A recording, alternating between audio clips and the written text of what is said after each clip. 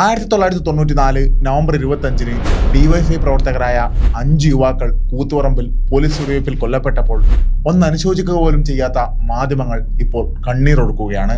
അതിദാരുണമായ ഈ സംഭവത്തിന് ഉത്തരവാദികളായ UDFും കോൺഗ്രസും പോലും വെടിവയ്പ്പിനെ കുറിച്ച് സംസാരിച്ചുകൊണ്ടേയിരിക്കുന്നു. UPSC നൽകിയ പേരുകളിൽ നിന്ന് റവാഡ ചന്ദ്രശേഖരനെ പോലീസ് തലപ്പത്തേക്ക് തെരഞ്ഞെടുത്ത് ഭരണഘടനാ ഉത്തരവാദിത്തം നിറവേറ്റിയ സർക്കാരിനെതിരെ തെറ്റായ ആരോപണങ്ങൾ ഉന്നയിക്കുന്ന പ്രതിപക്ഷവും മാധ്യമങ്ങളും പതിവ് പോലെ തന്നെ ഒരു വസ്തുതയും പരിശോധിക്കാതെയാണ് ഈ വിഷയത്തെയും സമീപിച്ചിരിക്കുന്നത്. സത്യത്തിൽ എന്താണ് ഇതിന് പിന്നിലെ വസ്തുത? 5 പേർ കൊല്ലപ്പെടാനും 6 പേർക്ക് വെടിയേൽക്കാനും 133 പേർക്ക് പരിക്കേൽക്കാനും കാരണമായ സംഭവത്തിൽ റവാഡ ചന്ദ്രശേഖരന് പങ്കുണ്ടോ? പരിശോധിക്കാം. തലശ്ശേരി ജില്ലാ സെഷൻസ് ജഡ്ജി K. പത്മനാഭൻ നായരാണ് കോൺഗ്രസ് സർക്കാരിന്റെ നേതൃത്വത്തിൽ നടന്ന ഈ കൂട്ടക്കൊലയെക്കുറിച്ച് അന്വേഷിച്ചത്.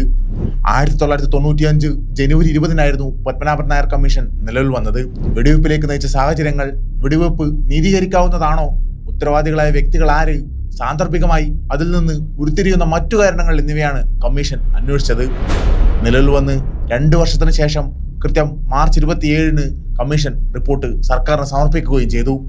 സംഭവം നടക്കുമ്പോൾ തലശ്ശേരി ASP ആയിരുന്ന റവാഡ ചന്ദ്രശേഖരനെ കുറിച്ച് അന്വേഷണ റിപ്പോർട്ടിന്റെ 41 പേജിൽ K. പത്മനാഭൻ നായർ ഇങ്ങനെയാണ് രേഖപ്പെടുത്തിയത്. വെടിവെപ്പിന് 2 ദിവസം മുമ്പ് മാത്രം ചുമതലയേറ്റ പരിചയസമ്പന്നനല്ലാത്ത ജൂനിയർ IPS ഓഫീസറാണ് റവാഡ. അദ്ദേഹത്തിന് മേൽ എന്തെങ്കിലും കുറ്റം ചുമത്താൻ ഒരു കാരണവും ഞാൻ കാണുന്നില്ല. റിപ്പോർട്ടിന്റെ 40 പേജ് പരിശോധിച്ചാൽ കാര്യങ്ങൾ ഒന്നുകൂടി ഒന്ന് വ്യക്തമാകും. പേജിൽ റവാഡയെക്കുറിച്ച് ASP എത്രമാത്രം ഉത്തരവാദി എന്ന ഉപതലക്കെട്ടിൽ രേഖപ്പെടുത്തിയ കമ്മീഷന്റെ കണ്ടെത്തൽ ഇങ്ങനെയാണ്.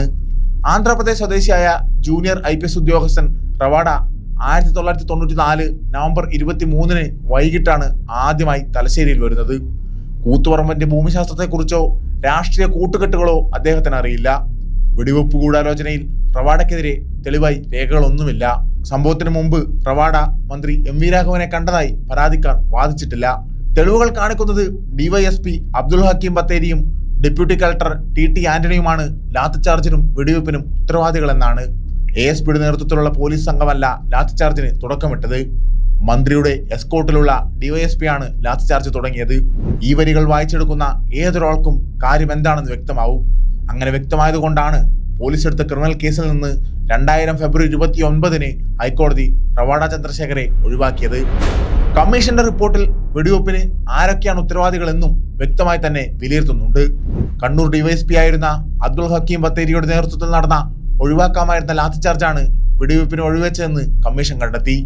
സ്ഥിതി വിലയിരുത്തുന്നതിൽ എക്സിക്യൂട്ടീവ് മജിസ്ട്രേറ്റും ഡെപ്യൂട്ടി കളക്ടറുമായിരുന്ന TT ആന്റണിക്കുണ്ടായ വീഴ്ചയും വെടിവെപ്പിലേക്ക് നയിച്ചതാണ് നിഗമനം. വെടിവെപ്പിന് പ്രധാന കാരണക്കാരനെന്ന് ജുഡീഷ്യൽ കമ്മീഷൻ കണ്ടെത്തിയ DYSP അബ്ദുൽ ഹക്കീം ബത്തേരിക്ക് കമ്മീഷൻ ശുപാർശ പ്രകാരം പിന്നീട് സർവീസിൽ കയറാൻ കഴിഞ്ഞിട്ടില്ല.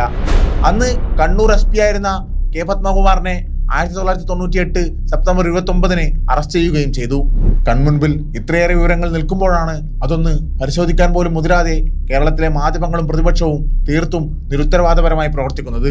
ഇതിൽ മാധ്യമങ്ങളുടെ താല്പര്യം എന്തെന്ന് മനസ്സിലാക്കാം.